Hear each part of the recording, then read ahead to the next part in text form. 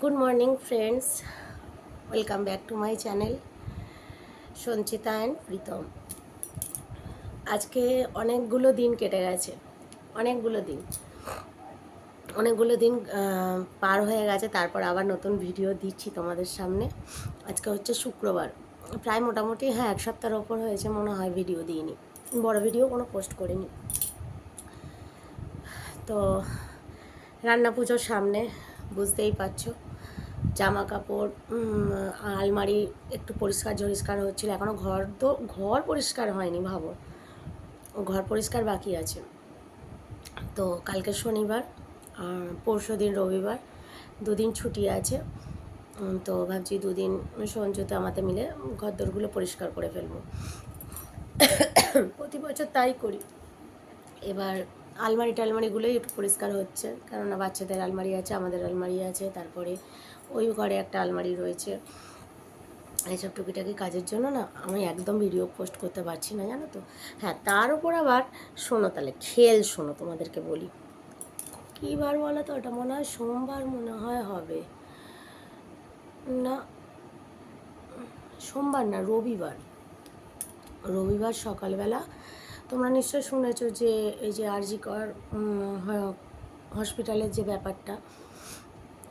তো এই ব্যাপারে দেখবে আমাদের এই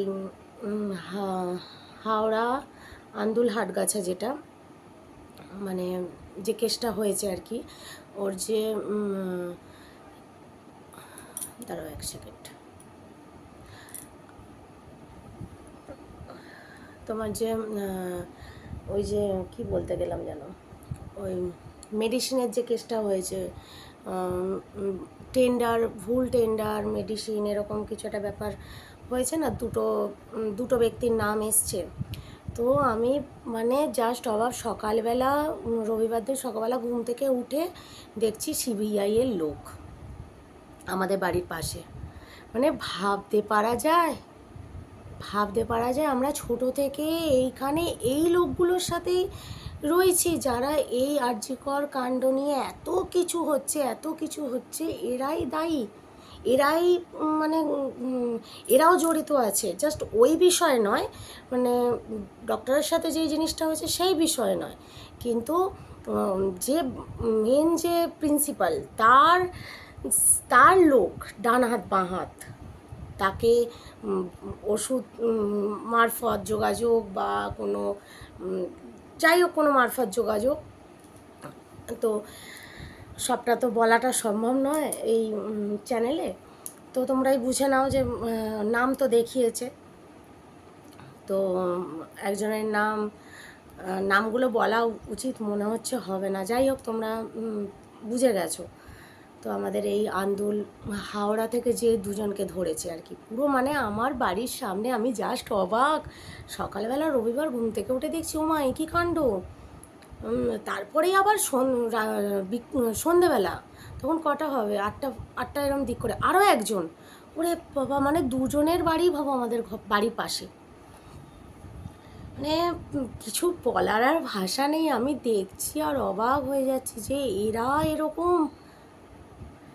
আমরা না সন্দেহ করতাম যে হঠাৎ করে এত টাকা কোথা থেকে চলে এলো। একজন তো চিত্রশিল্পী ছিল, আঁকাঝুঁকির কাজ করতো। এবার তোমরা বুঝতে পারছো নিশ্চয়ই, আঁকতো, বা বড় বড় সেই ব্যানার হয় না, ব্যানারে যে আঁকা, এইসব কাজগুলো করতো। হঠাৎ করে এত টাকা, গলায় ভাই মোটা সোনার চেন, হাতে মোটা সোনার ব্রেসলেট, কোথা দিয়ে আসছে, মানে কি বলবো আর, এরকম ব্যাপার ছিল। তো দেখো, একটা কথাই আছে জানো তো, পাপ না বাপকেও ছাড়ে না। এটা কিন্তু একদম যে ব্যক্তি বলেছিল, কিন্তু খাঁটি কথাটাই বলেছিল যে পাপ কিন্তু বাপকেও ছাড়ে না, পাপ একদিন না একদিন ঠিক সামনে প্রকাশ্যে আসবেই। আর দেখো সেটাই হয়েছে। যাক, আমার খুব ভালো লেগেছে, যে সত্যি আমি ভীষণ খুশি হয়েছি, বা জানি না তোমাদের কি মতামত। খুশি হয়েছি যে এরকম মানুষদের মানে ধরা পড়াই ভালো। এইসব মানুষরা, বিকৃত মস্তিষ্কের মানুষগুলো না, ধরা পড়াই ভালো। তো আর কি বলবো, এখনো পর্যন্ত তো এতগুলো দিন কেটে গেল, মেয়েটা এখনো পর্যন্ত জাস্টিস পেলো না। আদৌ পাবে নাকি এই পোড়া রাজ্যে পোড়া দেশে ভগবান জানে। বাদ দাও, যা হবে দেখা যাবে। বেশি কিছু বলা আবার সব কিছুই বারণ আছে। তো তো একটা আজকে মজার ঘটনা, আজকে না কালকে হয়েছে। কালকে আমি আলমারিটা পরিষ্কার করছিলাম, তো আমার ছেলের এইটা বেরিয়েছে, ছেলের এই খেলনাটা। আলমারি যখন পুরো নামিয়ে পরিষ্কার করছিলাম তখন এইটা বেরিয়েছে। তো এর ভেতরে, চেনের ভেতরে আমি কিছু টাকা মনে হয় রেখেছিলাম, বেশ কিছুদিন, হ্যাঁ কিছু মাস আগে হবে, কিছু মাস আগে। কেননা এটা ধরো কেনা হয়েছে 1 বছরের ওপর হয়ে গেল। আমরা দীঘায় গিয়ে কিনেছিলাম, সম্ভবত তারপরেই হবে যে ওই টাকাটা আমি রেখেছিলাম এর ভেতরে, এর চেনটার ভেতরে। যে আমি জানি আমার ছেলে তো এই সব খেলনা নিয়ে খেলে না, এবার ওর বোন কিনেছে যেহেতু ওকেও কিনতে হবে, এরকম একটা ব্যাপার যে আমার বোন কিনেছে আমাকেও কিনে দিতে হবে, যে যার জন্য একটা ও কিনে দিয়েছিলাম। তো এর ভেতর থেকে কিছু টাকা আমার কালকে বেরিয়েছে, জানি না কত টাকা আছে। এটা রেখেছিলাম, এটা এর ভেতরে আমি রেখেছিলাম। দাঁড়ো গুনে দেখছি কত টাকা আছে।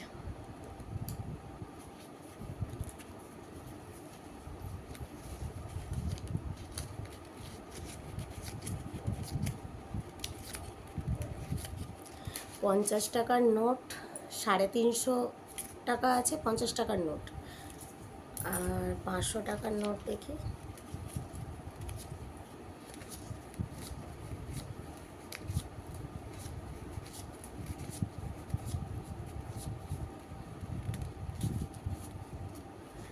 $5,500, 500 টাকার নোট 5,500 আছে, আর টোটাল 5,500 টাকা আছে 500 টাকার নোটগুলোয়।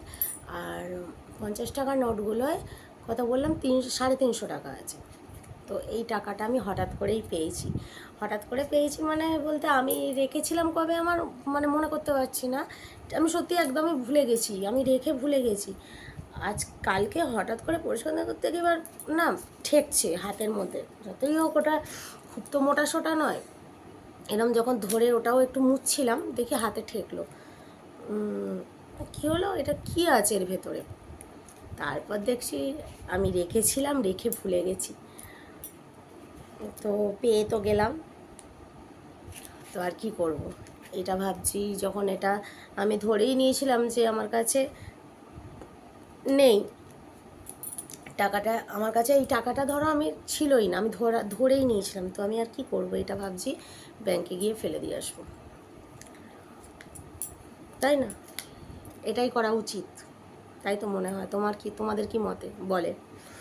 যে টাকাটা যখন আমি ভেবেছিলাম যে এটা আমার কাছে নেই, আমি তো ভুলেই গেছিলাম রেখে, তো আমি হঠাৎ করে কালকে পেয়েছি, এটা ভাবছি গিয়ে ব্যাংকে ফেলে দিয়ে আসবো, থাক ওখানে চমুক। প্রচণ্ড সর্দি করেছে জানো তো, ভালো লাগে না। ওয়েদারটা দেখো, আবার গরম আবার গরম। এই পুরো ওয়েদার ঠিক ছিল, বর্ষা বর্ষা বৃষ্টি বৃষ্টির মধ্যে দিয়ে বেশ ঠান্ডা ঠান্ডা ওয়েদার ছিল, আবার সেই পোড়া গরম চলে এসছে। আজকে তো ওরা স্কুল গেছে, ছেলেমেয়েরা স্কুল গেছে, সঞ্জু অফিস গেছে, দেখি আবার আনতে যাব। আজকে রান্না হয়েছিল ডাল, পোস্ত আর ডিম ভাজা, আর খেয়ে গেছে। বাড়িতে এসে আর স্কুল থেকে এসে আর ভাত খাবে না। এবার চিন্তা কি করব, গোলা রুটি পোলা রুটি করে দেবো, আর কি করবো, গোলা রুটি করে দেবো, খেয়ে নেবে, গোলা রুটি খেয়ে নেবে। তো চলো এই টাকাটা আবার রিটার্ন এর ভেতরেই ঢুকিয়ে দিই, এটার ভেতরেই রেখে দিই। এখন তো আজকে তো আর যাবো না ব্যাংকে, কালকে তো হবে না, কাল পরশু তো একদম বেরোতেই পারবো না আমি। আমার পরশু দিন তো ছুটি, আর কালকে তো বেরোতেই পারবো না, কারণ ঘর বাড়ি পরিষ্কার হবে। আলমারি মোটামুটি আলমারিগুলো সব হয়ে গেছে, ঘর দরগুলো পরিষ্কার করবো কালকে। ওই জন্যই ভিডিও দিতে পারছি না গো, একদম ভিডিও দিতে পারছি না। এবার কি পরিষ্কার দেখাবো বলো তো তোমাদের, আর এসব দেখতে তোমাদের ভালো লাগবে? হচ্ছে ব্যাপার। এই আর চুলগুলো দেখো না, তেল মেখেছি, কি অবস্থা চুলগুলো, চুলগুলো একদম যাচ্ছে তাই, এই যে আমার স্ট্রেট করানোর পরে না চুলগুলো একদম জঘন্য হয়ে গেছে, একেবারে একদম রাফ টাইপের হয়ে গেছে। স্ট্রেট করিয়েছিলাম আজকে, বাবা সে মনে হয় 2 বছর দুয়েক মনে হয় হয়ে গেল, নাকি 1.5 বছর কি 2 বছর হয়ে গেছে মনে হচ্ছে। আর স্ট্রেট করানোর পরেই আমার চুলের এই দুর্গতি। ছি। আর ভুরুটা প্লাক করতে হবে।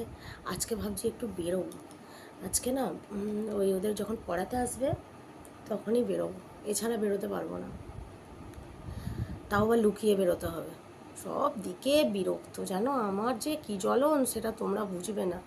আমি যদি এখন ওদের সামনে দিয়ে বেরিয়ে যাই না, ব্যাস, তাহলে আবার গল্প জুড়ে দেবে, ভাববে মনে হয় মা নেই, জেনে যাবে তো যে মা বেরিয়েছে, তাহলে এবার গল্প করি মিশের সাথে।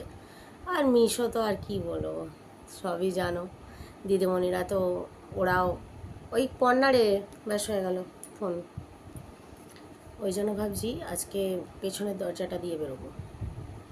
ওরা মিশ পড়াতে এলে মিশকে চা করে দিয়ে পেছনের দরজা দিয়ে বেরোবো, তাহলে আর দেখতে পাবে না। বেশিক্ষণ তো লাগবে না, আমাদের এই সামনেই, কাছ থেকে কাছে যাবো, মুখটা প্লাক করবো আর চলে আসবো, ব্যাস এই হচ্ছে ব্যাপার। এবার ভাবছি এখন করব আবার, তাও পুজোর সময় আর একবার করে নেওয়া যাবে কি, তাই না? এখন দেরি আছে, কিন্তু জঘন্য লাগছে, অতিরিক্ত বেরিয়ে গেছে, দেখেছো, অতিরিক্ত বেরিয়ে গেছে না। কাজ ফাজ এবার সেরে নিই, তোমাদের সাথে একটু গল্পই করতে এলাম। এই তো আমাদের এই অবস্থা, আমাদের আন্দুলের, আমাদের বাসুদেবপুরের এই অবস্থা, কিছু বলার আর ভাষা নেই। আমি জাস্ট অবাক, ঘুম থেকে উঠেই এই খবর, ঘুমোতে যাব এই খবর। ভালো হয়েছে, বাপ বাপকেও ছাড়ে না, যেমন পাপ করেছ পাপের ফল ভোগো এবার, ঠিক আছে? সৎ পথে থেকে ইনকাম করতে হয়, সৎ পথে, সৎ। কিন্তু আজকালকার বাজারে আর কজন সৎ আছে বলো তো, সেটাও তো দেখার, তাই না? আজকালকার দিনে কজন সৎ আছে?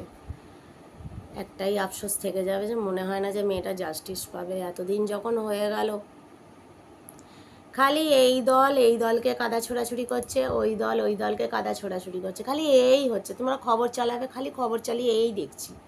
মানে মেন যে মূলত যে ব্যাপারটা হয়েছে তার বিষয় কোনো কথা নেই। এই দল এই দলকে কাদা ছুটছে, ওই দল ওই দলকে কাদা ছুটছে। আমরা সাধারণ মানুষ, আমরা সাধারণ জনতা, আমরা তো প্রতিবাদ করতেই পারি, তাই না? যে মেয়েটার এরকম হলো, মেয়েটার জাস্টিসটা কবে পাবে, মেয়েটার অপরাধীগুলো কবে ধরা পড়বে? না, সেই সব নয়,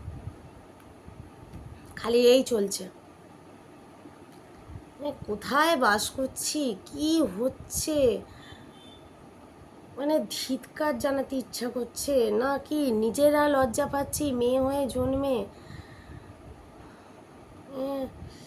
কিছু বলার সত্যি মানে বলতে আর মানে পারছি না, কি বলবো।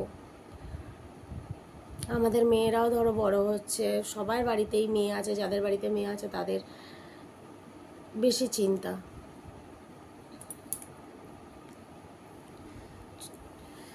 চলো দেখি এবার কাজ ফাজ সারি, আবার একটু পরে আসছি তোমাদের সাথে।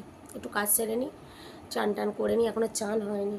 কটা বাজে না, ওরে বাবা 11টা 15 হয়ে গেল।